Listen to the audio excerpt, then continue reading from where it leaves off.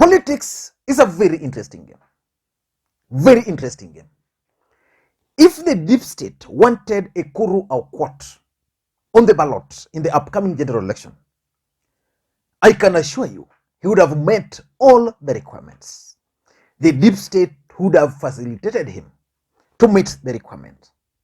That's exactly what they did to him in the last election. Again, if the deep state wanted Jimi Wanjigi on the ballot to help them achieve a specific political objective, Jimi Wanjigi would have qualified today as a presidential candidate. Yesterday, IEBC released names of presidential aspirants who are successful. Out of 17, only 4 qualified.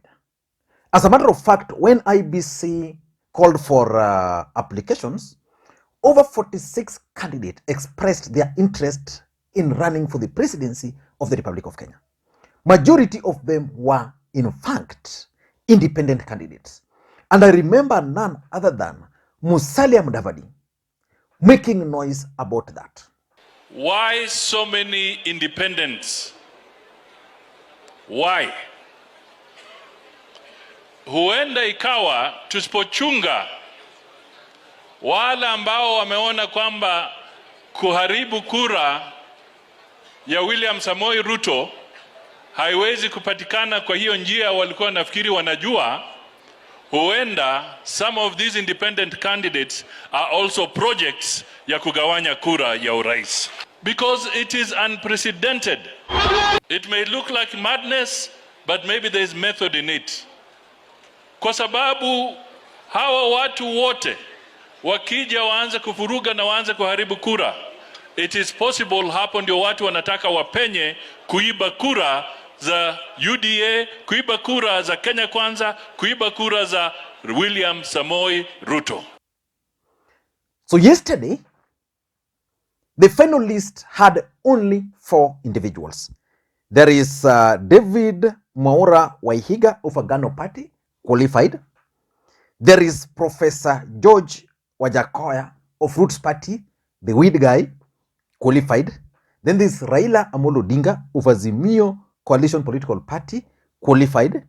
And then there is William Samoei Arap Ruto, qualified. Only 4. Ekuru Aukot was knocked out. He could not raise 28,000 signatures. Jimi Wanjigi was disqualified because he didn't have a degree.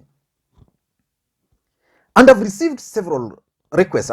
As a matter of fact, there are so many people who have asked me that, Lee, from the way we are looking at this thing, it seems IEBC is working for William Ruto. Then I asked them why.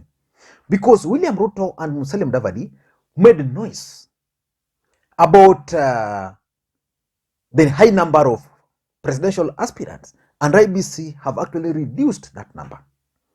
My response to them has always been that the fact of the matter is that the noise which Musalia Mudavadi was making was a reverse psychology. The truth of the matter is that the deep state never wanted those high numbers. And they've always told me that probably the deep state wanted those high numbers because they wanted to deny Ruto votes.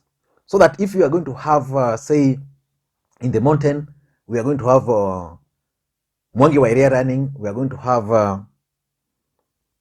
Jimi Wanjigi running, and other small political parties, they are going to get or win votes.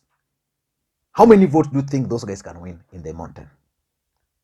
Then it's like, the other reason they were giving, like, it will help the deep state split the votes. Like, for example, if Ruto is getting 2,000 in a place, and the deep state wants to get 20, 20, or 10, 10, 10 from him, then they'll distribute it to other aspirants. And then, also when it comes to accepting results, that if we have, let's say, 12 people running, and they are members of the deep state, then when results are announced, then all these people will be told to accept results, then only Ruto will reject. I don't think that's the objective. The truth of the matter is that based on the actions, the reactions, and the moves of Ekuru Aukot and Jimi Wanjigi, these gentlemen were working for William Samoei Arap Ruto. And that's why the deep state ensured that they were knocked out before the race began. There is a candidate they have cleared called Azimio la Umoja, One Kenya Coalition Political Party candidate. And I would like Kenyans to have a serious debate about this. A political party that is fully registered in Kenya must have at least 24,000 registered voters. And those registered voters have to be living persons, not companies, not corporates. The candidate that IEBC has cleared, who we know is a system candidate, is actually a candidate from a corporate body called Azimio.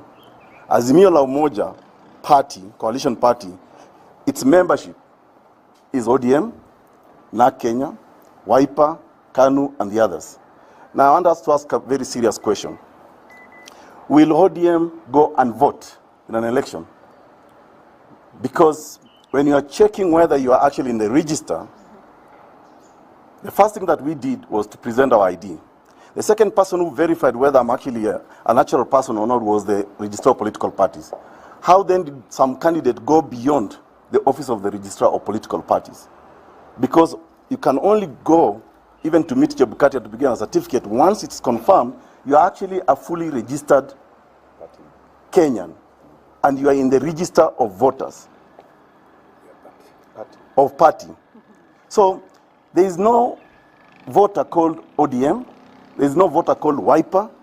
There can only be a voter called Jimi Wanjigi, Ekuru Aukot, Ruben Kigame. And that is the injustice that we are seeing in this election. So in this video today, I want us to look at why the deep state thwarted any attempt by William Ruto to sponsor these two individuals. In the last election, Ekuru Aukot was actually sponsored by the state. And that's why, if you look at the initial, the original nullification of the IBC, he sided with the system. In this election, I'm also sure that the deep state realized that Ruto was going to use the same tactics because Ruto was with Uhuru Kenyatta. So the truth of the matter is that the deep state realized his schemes. And what were these schemes? Number one, agents. So assuming Jimi Wanjigi was running, assuming Ekuru Aukot was running, probably these guys were not going to be able to sponsor agents across the country. Agents play a key role in elections. So William Ruto would have easily sponsored agents on behalf of these guys. So that, let's say in Kisumu, Jimi Wanjigi was going to have an agent. I think they're normally two. Ekuru Aukot was going to have an agent, maybe two. In Kisumu County, Ruto was going to have an agent, two. So those are 6 supporting him. So if they say those are not the results, because they are the majority. Now what is going to happen is that Ruto is going to have one agent, who is, 2 agents. Jubilee, ODM, and the rest are also going to have just 2 agents. For the presidential elections. So when you talk of presidential elections, presidential candidate agents, Ruto will have one, Raila will have one. If Jimi Wanjigi were to be there, then we are going to have Jimi Wanjigi agent and agent for Ekuru Aukot supporting Ruto. So that's something which these guys didn't want. So the best way was to deal with them was to stop Jimi Wanjigi and to stop Ekuru Aukot from moving towards the ballot. Number 2 is presidential petition. The truth of the matter is that elections are decided by so many people. Those who count the votes. William Ruto, wherever he's seated, he knows so well that Raila Odinga's votes were actually stolen. So he's been working on a way of ensuring that whatever he's going to do is going to ensure that should a petition arise, he will be able to deal with it. How do you deal with the petition? So you have several agents across, so collecting any, if there's corruption, I mean, if there is rigging here, if there's any data here, the people will help you reject results. The truth of the matter, if you have Ekuru Aukot running, you have Ekuru Aukot running, you have Jimi Wanjigi running, they can decide to go to court. These are people who have history of courts.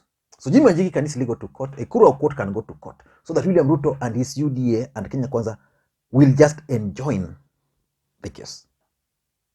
So that if Raila is declared the president, then Jimi Wanjigi goes to court or Ekuru Aukot, then William Ruto would enjoin the case. The other guy will also enjoin the case. In this matter, if they're out and a presidential petition is occasioned, only Ruto will go to court and then will face these other guys. So I think the deep state realized the technique of the last election, so they didn't want Ruto to have that pleasure of having someone else going to the court or other people just saying, okay, we are not going to accept those results and we are petitioning. Number 3 is rejection of results. You know, if you have 2 main candidates, because Wajakoya is in this for fun, Agano party I don't think is going to go very far, but assuming now we have those 4 candidates, results are announced, the deep state is able to convince Wajakoya. Wajakoya is a former police officer, so the state will easily work with him. Agano party I don't know, but I think the system can easily work with him. Then results are announced. What happens next?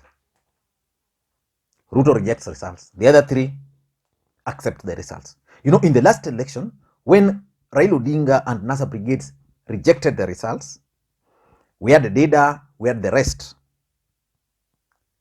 being lined up to accept those results. Even in 2013, you remember, when Musalia Mudavadi easily accepted the results. That's why Mudavadi was a candidate in the last election in 2013. Mudavadi was a candidate in 2013 to accept results. So that as Raila Odinga was still claiming, oh, election has been rigged, Mudavadi was in State House accepting the results. That's the exact role these other guys were supposed to play. So they've now been removed. So if results will be announced, Ruto will reject, the other 3 guys will accept. So it's a psychological warfare. Number 4 is that these guys didn't want a situation where the 3 individuals are used to frustrate the process. The truth of the matter is that someone like Ekuru Aukot has a history of being used to frustrate process. You know, he frustrated the BBI again in this election. If you look at Ekuru Aukot history, he was a member of the team of experts which came up with the current constitution. He was actually recommended by none other than Raila Odinga. But he's a guy who is entitled to so many things. So unless he's part of something, that time something is wrong. And that's why his speeches is clearly telling you that he's a man on a mission. So these guys don't want people who will be frustrating the process, because once you're a presidential candidate, then there are certain access level you go to. And lastly, I think the deep state also do not want a situation where we have so many people who are just going to be there for the sake of it.